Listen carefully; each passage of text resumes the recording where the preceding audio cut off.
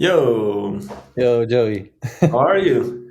I'm fine, man. Thanks. All good. Now And we, you? yeah, all good. Just finished doing the garden. Now I'm here. The weather is great, so that's a good thing Yeah, to do. yeah, it's nice. Fridays are normally my days off, as in Daddy Day. But my All right. kid is going to school now, so I have, yeah, a day off until 2:30. Okay. Yeah, what a Look. luxury, yeah.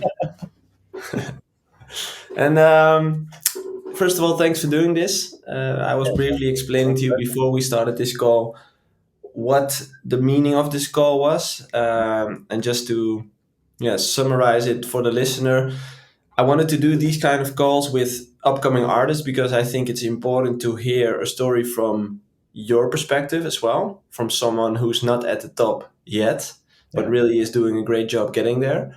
Yeah. Because I think it's interesting to learn from the steps that you've taken in the past few years, learn about the way how you think, how you operate, how you strategize, and your overall experiences from the past 2 years to see. Yeah, I think it could be valuable for a lot of smaller artists to get hope that Let's it's hope. possible. And hear the story.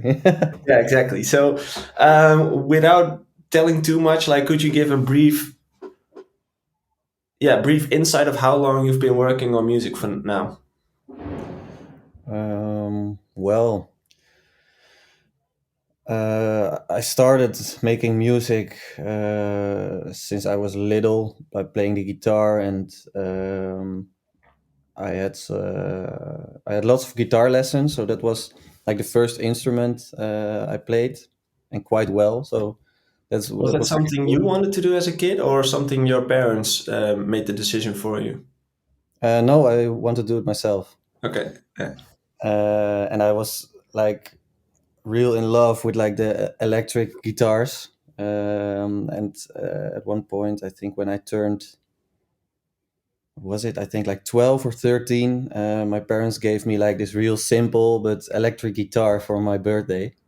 So that was like the point that I had to take guitar lessons, and I wanted to Yeah. learn like guitar solos for myself. Um, And I think 2 years later, I found out that I could record my guitar sessions on like GarageBand on my Mac, Oh, yeah. Yeah. Mac from my parents, of course. And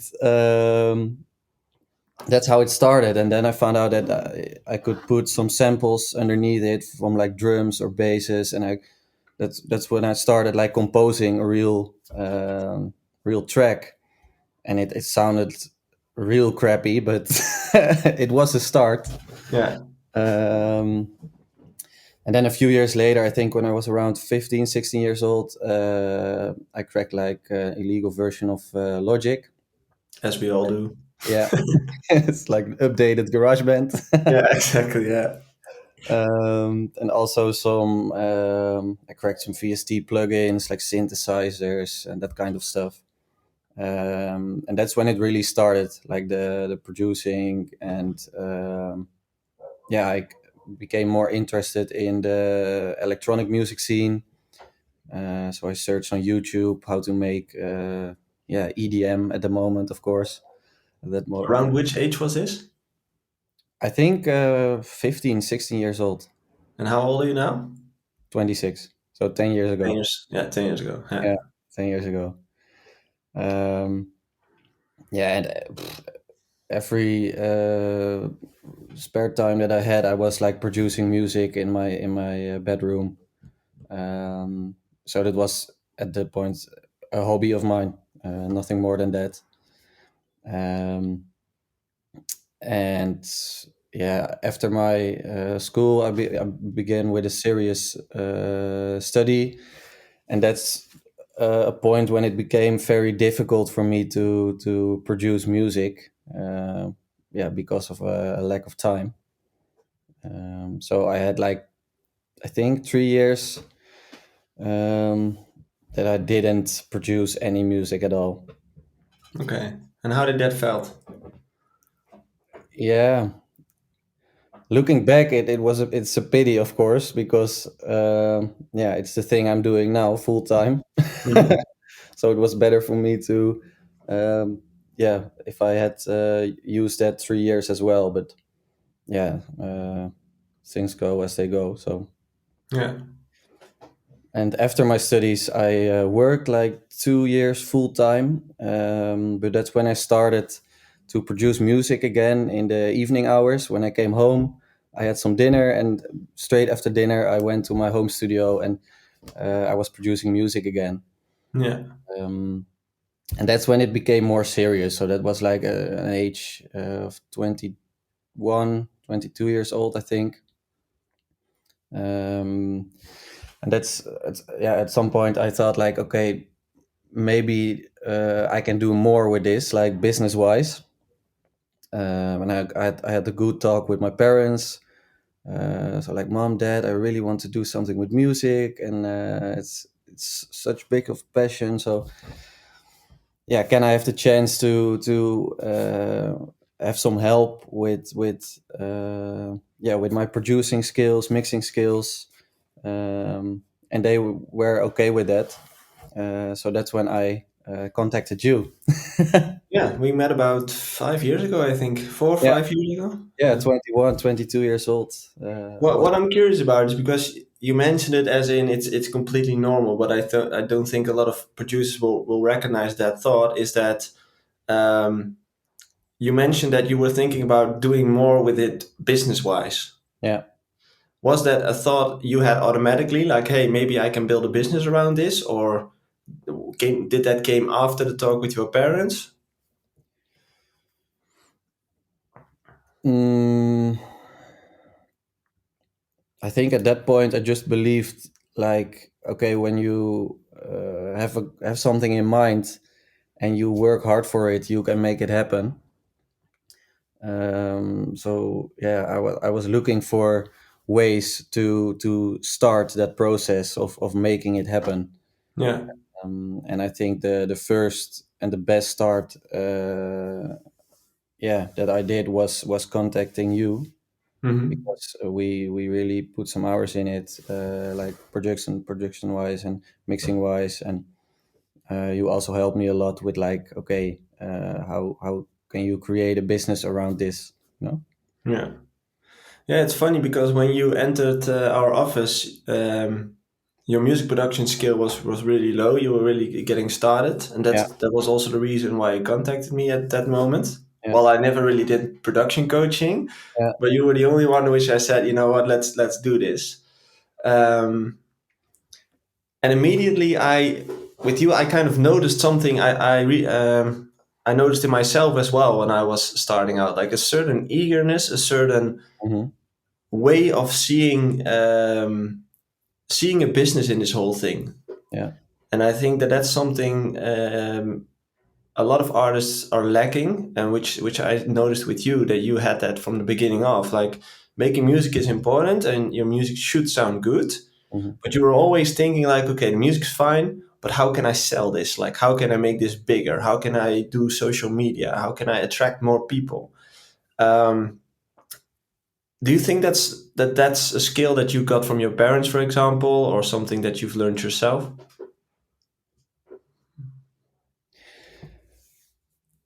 I don't think it's from my parents, to be honest. Yeah, could Maybe be. from my grandfather. Okay. My grandfather was like a real businessman. Um, And what's a real businessman to you? How would you describe it? like always looking for new opportunities. Yeah, lots of things at the same time, like multiple companies, real estate, all kinds of things. But really, like, um, he was really communicative with lots of people and always looking for new opportunities. Hmm. Um, and that's the thing I notice for myself sometimes as well, that um, yeah, I love to connect with people and talk about new yeah, chances or opportunities or Yeah. working together, that kind of stuff. Can you give an example of a few of those opportunities that you've created, or maybe yeah, walked in through in the past couple of years? Things that you've done that really helped you to build your career? Um, yeah, looking for help, Hmm. especially when building a business in music. You can't do everything yourself. It's almost impossible. Of course, you can be very good in producing music, but maybe yeah, you're a bit lacking on the communicative side, or having struggles with social media. So it really helped for me to search for people who are yeah, real creative and professional in the areas that I was lacking. It's an interesting point that you mentioned because with you, I know that asking for help feels like second nature, as in Yeah, feels completely normal. yeah, But for most people, that's really hard to do. yeah, It's hard to acknowledge to yourself, I suck at social media, or my music is not the best, yeah. For or me at the start it was the same thing, or I want to yeah. do everything myself, but um, yeah, when I started to collaborate and had studio sessions with other producers, singer songwriters, that's the Hmm. moment that I noticed, okay, it's good to collaborate, and that can be for one artist or three artists at the same time. Yeah. Yeah, it's not that big of a difference. And can you tell a bit more about the people that you've surrounded yourself with to help you on the points where you feel like you're lacking or Um, Yeah, well, as I mentioned at the previous podcast, the artist spotlight, I was really lacking in yeah, the mixing, mastering process of my tracks. Hmm. I'm a creative, so I want to put everything on a white blanket and then create something out of that. But after, yeah, I think 50, 60% of the track, um, yeah, I will lose my concentration.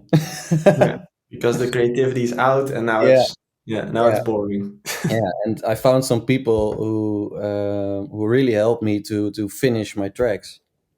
Um, so at this point, I still, uh, yeah, 8 out of 10 times I start a project myself, and then I go with other people to a studio session, and we finish the project, yeah, with multiple producers.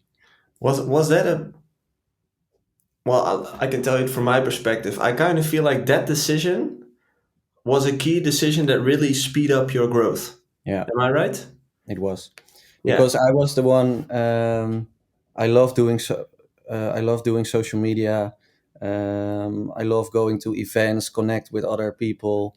Yeah, I'm a creative, but um, I can't make all the hours necessary to be successful as an artist in the studio. yeah, So that's a thing that really helped me to yeah, accelerate the process. yeah. I always compare it to a regular business, as in there's no CEO who does everything by himself. You know, there's a Mhm. CEO who has a manager Yeah, from this part of the office, from this part of the office. Like you get people on different spots in the business because you can't do everything yourself. yeah, You collect a team of people around you who support you to reach the same goal. yeah, And somewhere along the way, artists started to believe that you feel that you need to do everything by yourself. Um, but simply impossible. Like it's impossible to have all the skills in the world.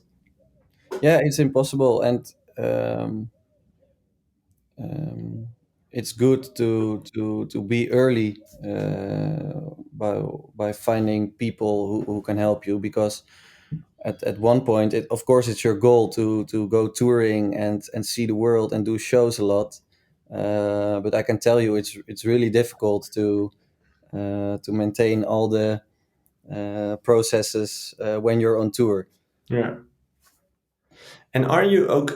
Like, was it easy for you to give away those tasks to have someone else do it for you? At the start, it was difficult, but after a few months, I found out that it was the best way, and it worked. So And what was difficult about it? mm, Someone working on your baby, or yeah, well, I would like to be in control all the time, but sometimes you have to let go a bit of the control hmm. and see what happens, and that's what I do music rise right now. Hmm. Sometimes I have a project like 50-60% finished, and I work with some other producers and I send it to them, and I'll send over the project and they will work on it by themselves to see what happens if they adjust some things. Hmm. And yeah, I have to see what's coming back, you know. Yeah, surprise. It's a big surprise, but sometimes yeah, I don't like it at all, and then I have to be honest as well, Yeah. and maybe do it myself a little further. But 9 out of 10 times, it's helping a lot. Okay. And what's the thing that you've started doing in the past years that really speed up your growth? Mm, releasing as much music as possible. Hmm. I think especially the last few months, I started releasing like bootlegs as a free download on SoundCloud, and I Hmm. do it in between my official releases. So I try to do one official release every month, and in between the official releases, a bootleg. So I'm Okay. releasing music, yeah, you can say like every 2 weeks, Yeah, and that's a lot. especially the bootlegs are yeah, really picked up by the big DJs more than the official releases. It's real funny to see. Weird, right? Yeah. Yeah, so I had like that the bootleg of Nelly Furtado's "Give It to Me," and I can really say now that that is the bootleg that made my name within the industry at Hmm. that point. Um, And what do you mean with "made my name"? As in, how do you noticed? I received messages from like the real big names in the industry, and they started following me, and they played out the bootlegs live at their live shows in America, Asia, all Yeah, countries. Um, yeah, so that's real nice. So they can keep an eye on my originals right now as well. So and does that help you? As in, it's nice to get. I know it's Chesto, for example, that texted you a couple of times. How does it help to have names like that um, contacting you? Like, what are some doors that opened up in the past few weeks? um, I noticed that the booking agencies are more interested now because of all the DJ support. Hmm. Um, because I had a few talks with some agencies, and at first I thought like, okay, my monthly listeners on Spotify are everything, so I have to grow my monthly listeners and have like 1 million plus, for example. And I had like the talks with the agencies, and they told me like, in the USA they wipe their ass with your monthly listeners. Yeah, They only want to see who's supporting you. yeah, So if Chesto or David Guetta is playing your tracks out live, that's much more interesting for us than your monthly listeners, for example. So yeah, that was for me like the real eye opener, and that was also the reason that I started doing the bootlegs, yeah. just to And have. does it make sense to you why an event promoter or why a booker says that? Why all those Spotify listeners don't really matter? Um, at this point, I do because you have multiple labels who release music and will get you 100,000 of streams. Um, but you see much more often that an artist on Spotify has like 1 million plus monthly listeners, and you go to their socials and they have like 300 followers, for example, on their socials. There's a lot of those at this point. Yeah, so what's going wrong? Where are you? I don't really think you're creating a fan base that way. Exactly. So that's why I stopped releasing with like the smaller labels. What is good to do when you start? Don't get me wrong, but at some point you have to make the decision for yourself. Like, okay, we've closed that Mhm. area, and now we're going for the majors. Let's dive deeper into those smaller labels because what would you describe as a smaller label which you've released on? What do you look for in a label at that point? So let's say 2 years ago, what would you need from a label to agree on the fact that it would be valuable for you to release there? Well, I do think it kickstarted my Spotify profile, so that's why I said like, okay, don't get me wrong. When you start, Mhm. it's okay to release with like the bit smaller independent labels who get you tons of streams. Mhm. Um, but I noticed for myself that those labels will not get you a fan base But what were those? Why did you want to sign with those labels? Like, what did they offer you to, yeah, to sign streams. just streams? Okay. Yeah, nothing more than streams, and that's what I notice now. I just signed 3 singles to a major. Hmm. It's a surprise which one, Hmm. but I noticed that yeah, they really put time and effort in the Gnome project. Yeah. So I have like a call every week. Okay, what's new? What can we do to start promoting the track before the release? Uh, Hmm. how is your TikTok going? Oh, maybe we can arrange a collab. Oh, you needed a new top line vocal on your instrumental. We will search in our base. Um, so I really noticed that this label, yeah, is really running for me, Yeah. They're and focusing on the whole brand instead of yeah, just that working on the whole song. brand. And I noticed with the smaller labels that okay, they like the track.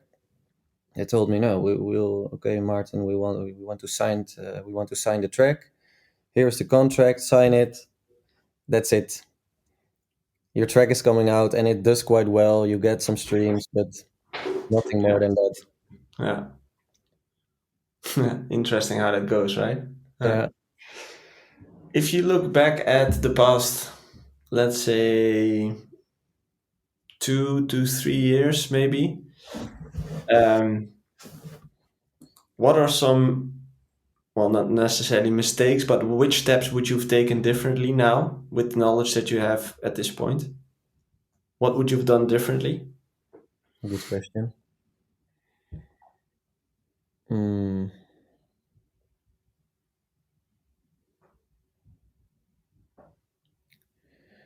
I would I would have started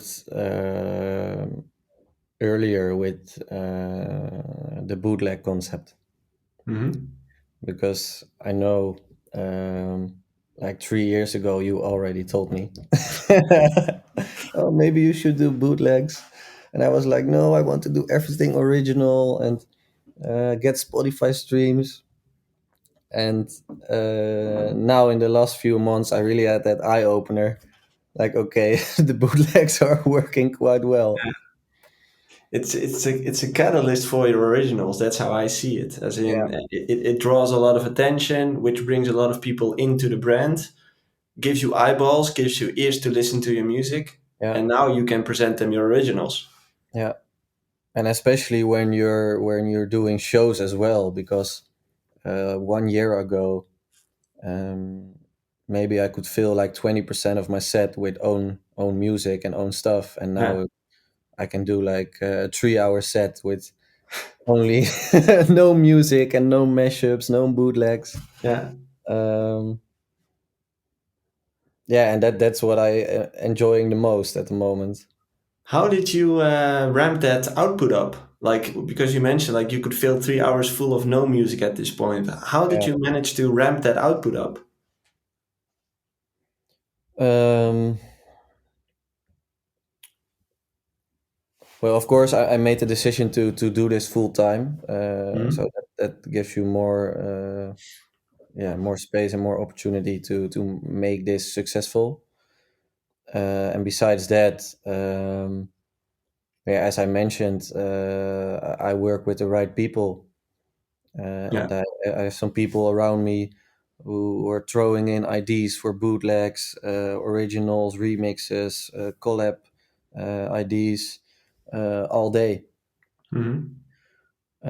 So you can really put that creative process to work.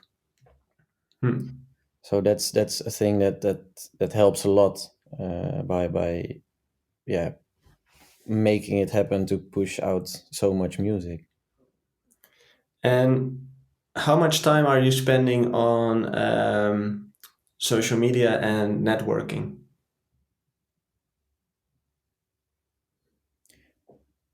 Um, I would separate them to make it easy. Mhm. um, I think social media, half a day in the week. So let's say 4 or 5 hours a week. Mhm. And networking, I would say all the time. Yeah. And what does networking mean if we talk about it? Like, how do you build your network? What are things that you do? um, well, we talked before about the Asia tours I did, for example. And yeah, especially in a time that we live in right now, it's so easy to get in touch with the right people. Yeah. Uh, so yeah, if you're looking for shows, you can search for promoters or club owners. Yeah, and you can send them a direct message. How difficult is that? It almost sounds Yeah, fucking stupid, you know, like it's yeah, so easy. Like, so easy. If you want to sign to Spinning Records, you can search on LinkedIn who are the A&Rs. yeah, Uh, you can search them on Facebook. Yeah, maybe you okay. Sorry. Maybe you will use LinkedIn. Difficult yeah, sentence. yeah, So it's so easy to search for the people. Yeah, you need. Um, yeah, so if you're struggling with social media, look for someone who is specialized in social media. Maybe it's a friend or yeah, um, there's always someone who is willing to help you, I think. yeah. That's a good point. Yeah. Um, yeah, and just for context, for people who didn't watch the past episode with you, you've been on tour in Asia twice, I think. Yeah, twice. Twice, yeah, and you managed to arrange all those gigs yourself simply by sending those people direct messages Yeah. and asking them if you could play, right? Yeah. Yeah. Yeah. And it were a lot of direct messages, don't get me wrong. How much would you say you've sent and how much actually replied I think I've sent out like 100 direct messages for a tour. to Uh, club promoters? yeah, and maybe 10 will reply. Yeah, And at the end, three said yes. yeah. Well, there That's you how it go. works. There you go. Excellent. Fun. Okay. How do you strategize? What's your plan for the upcoming period? As in, what do you think is important to focus on as an artist in your position right now? And where do you? No, it's two questions. Just first this one. Yeah. What was the first? Are What, you what's your plan? strategizing? What's Yeah. your plan? Yeah, what's your strategy for the upcoming period? Um, of course, I will. Yeah, maintain releasing a lot of music. Hmm. Which is once a month, twice a month. The goal is twice a month, Okay. but of course sometimes with labels and like release schedules it's difficult. So Mm-hmm. sometimes it's not always working, but yeah, I strive to do one official release every month. Mm-hmm. And as I mentioned, in between, I try to do a free download bootleg. Um, so that's something that I really want to maintain doing Mm-hmm. because it simply works. Um, and yeah, I have a lot of talks right now with labels, agencies. Um, so yeah, it's a bit waiting what's coming out those talks. I don't Yeah. really know yet. Yeah. And I'm not focusing on doing shows at the moment a lot. I have some shows confirmed in the last few weeks, so that's cool for the Mm-hmm. summer. But it's not something that I focus on a lot right now. I really want to grow like the profile, and of course do some shows for content and try out new music. Um, yeah, but at first I want to wait what's coming out the talks with like the agencies and Yeah. stuff. Okay. And what are your thoughts on the music industry for the upcoming period? Like, what are things that you notice? Um,